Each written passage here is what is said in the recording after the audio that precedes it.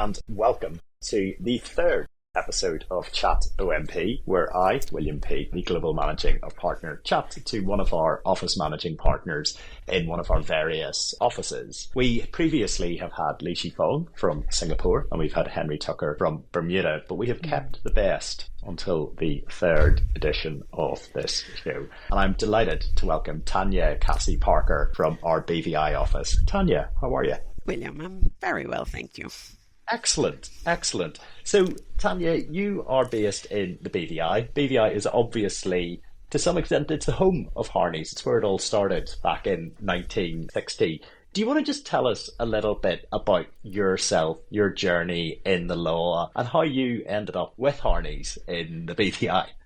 Sure, William. So I started with Harneys 25 years ago. Wow. And I started fresh out of law school from Jamaica as an associate in the banking and finance team, which I think had been formed just a few months before. And I started off working directly with Peake, who later went on to become one of our global managing partners. And now, at that time, we had just two locations, one in BVI and a very, very tiny one in Anguilla.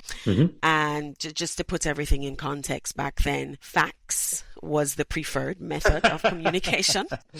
Most of my clients were Far East clients, which meant that every single fax had the word urgent stamped on it. The managing partner at the time, he would clear the fax machine every morning, read everything, and he would make notes in red ink on each. So he would see, if you'd basically been tardy. He would see if a client was complaining and he would put notes on it. Brilliant. And at the time, it was a bit annoying. But on reflection, I think, it was a great way for him to keep his finger on the pulse of what was happening in the organization. And so I came to appreciate that in principle. And we've obviously come a long way since then. For me, it's been quite a ride. I've watched the firm evolve and grow. And having now spent more than half of my life at Harneys, I've evolved and grown with it. Excellent. There's something absolutely wonderful about thinking about the boss sitting by the fax machine, monitoring all the instructions in and out of the business. I might take a look at that and see if that's a good way forward. And he came in at 6 a.m. every morning to do it. Right, okay. Well, that's no longer a good idea from my perspective. So it's interesting, you talk about having watched the firm grow and open up in multiple jurisdictions. Do you want to just talk a little bit about why the BVI remains, the epicenter of financial services and why it is really that leading jurisdiction? So BVI, of course, has a very long-standing reputation as a jurisdiction of choice for structures across a wide range of sectors. We've got BVI vehicles being used as holding companies for various assets, aircraft, ships, etc. BVI vehicles are popular in group structurings, investment business, JVs, joint ventures, listings, etc. We've also got a very large number of BVI vehicles listed on the London, New York, and Hong Kong stock exchanges. Yes. Why?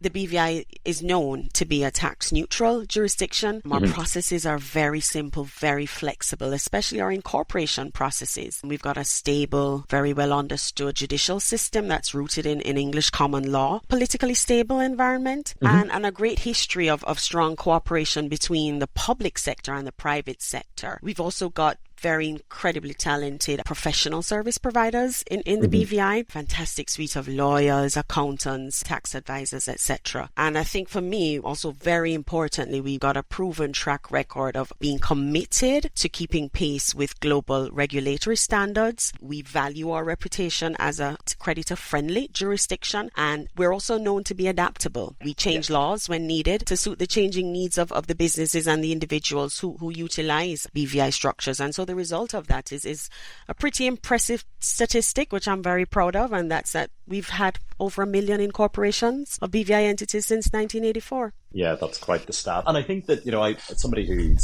I've lived and worked in the BVI, and I'm now a very regular visitor in my role, there's something about the jurisdiction that there's a real camaraderie amongst the professionals on the island. And I think that really stands the jurisdiction in such good stead that everybody has the interests of the BVI at heart in terms of how they approach things. Yeah. And it's really impressive. Yeah, absolutely.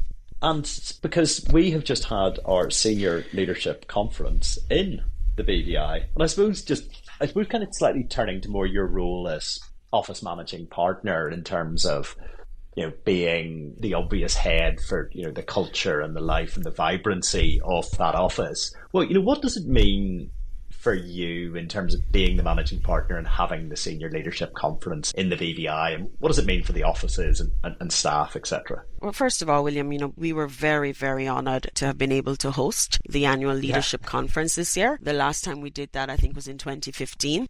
And our staff were absolutely delighted at the opportunity to meet and to have conversations with the partners and managers visiting from our offices overseas. Many of those people, they would only have met over Zoom, or they would only have seen them in the photos on our website. The heavily airbrushed photos. Yes, nobody had a clue who anybody was when we turned up. Indeed. To the office. And as you said before, Harneys started in the BVI. We're the oldest firm in the BVI. We have always been the largest firm in the BVI. And our staff in the BVI they're very proud of that legacy that we have on the island, of the contribution that we've made to the growth of the financial services industry on the island, and by extension the growth of the territory of the British Virgin Islands as a whole. So having our partners and managers from our other offices physically in the BVI to show them the magnitude of our presence on the island, and to reaffirm the commitment of senior leadership to the BVI as a jurisdiction, to remind them of where Harneys began, and of the importance of BVI to the Harneys brand, and also of the importance of the Harneys brand to the BVI. That was just a fantastic experience.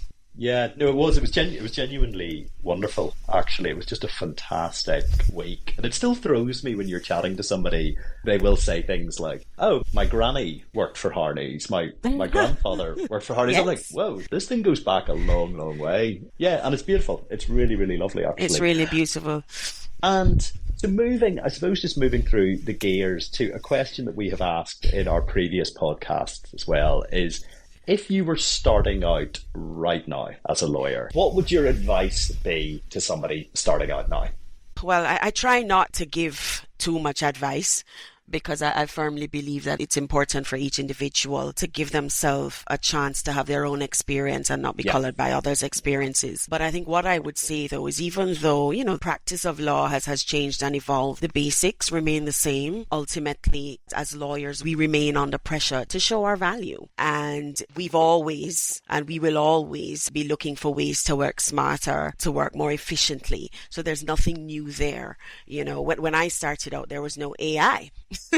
Yeah. True. But it's the same principle. It's just people trying to work smarter, faster, better. And when I started, that took the shape of, building up know-how and precedent databases, formalizing systems and procedures. And that principle remains the same. I think what I'd say to young lawyers is, work hard and success will follow. Don't buy into the instant gratification principle. Don't expect the success to come overnight. It's okay to make mistakes. Accept that. Just make sure you learn from them. Embrace technology. Embrace change. Take care of yourself physically, emotionally, professionally. At the end of the day, you are responsible for your career and the trajectory of it. Build relationships across the board. Not just with your peers and with your superiors. Build relationships with all staff. Treat all staff, no matter what their position is in the organization. Treat all of them well and stay humble. Give back where you can to your community. I think as lawyers, that's very important. And lastly, never forget that law is a business. Yeah, that's absolutely very, very well said. And I really like the line about stay humble and treat everybody equally. It goes an awful long way. I would resist slightly your suggestion that there was no AI, because you did have a fax machine when you started out. So that's not too hasty here. So to wrap up, we always ask our guests to give me 3 names of people who you would have as your ideal dinner guests. So what 3 would you go for? My first name would be Ellen Johnson Sirleaf. She's a Liberian politician and the first elected female head of state in Africa. She was president of Liberia from 2006 to 2018, and she won a Nobel Peace Prize in recognition of her efforts to bring women into the peacekeeping process. What I like about her, though, is that she took a non-traditional route to get into politics. She got married at 17, started a family, had 2 sons. She was a homemaker, then continued her tertiary education after that, divorced, divorced, suffered domestic abuse, but rose above all of that to become internationally known as Africa's Iron Lady. I've looked into her because there's a quote that I know of and that I realized was attributable to her, and that is, if your dreams don't scare you, they're not big enough. And I'd like to have dinner with her. I'd like to hear about those dreams that she had when she was much younger. So she would be first on my list. I think if we're going more into the fantasy, I think I'd have liked to have had dinner with 25-year-old Queen Elizabeth II. Acceding to the throne at age 25, having your life changed overnight from, that of a young naval wife to a head of state. I'd really like to hear about how that affected her, how she felt, how she planned to navigate through her new role. There's that. The third name I would put forward is Tanya Chutkan. She's the judge overseeing the criminal trial of Donald Trump. Yes, and why would I like to have dinner with her? Firstly, because she's Jamaican born. And I'm sure she didn't expect to end up where she's ended up now. And I've read that, her friends recall her as a B student. Her ambition was to become a famous dancer. Yes. But I've also read, though, that her sister said about her that, what stands out is not just her intelligence and her fairness. She's cognizant of the fact that defendants aren't lawyers. So she's always very clear in her rulings, and that she's sentimental but surprisingly patriotic. And her sister also said, that we come from a country that has a more precarious relationship with democracy than America, and so that gives her a reverence for democratic institutions, and I can relate to that. And I'd love to have dinner with her to find out how she's handling the spotlight. That sounds like one of the best dinner parties ever. If I could possibly sneak in for that, and I promise I won't talk, that would be fantastic. Yeah. That sounds amazing. Tanya, thank you so much for all of that. That was a wonderful trot through your career, what's important to you, and also the possibly one of the best dinner parties ever. So thank you so much for that. I really appreciate you taking the time. And we shall be back next month with another Office Managing Partner, but Tanya has just set the bar very, very high. See ya!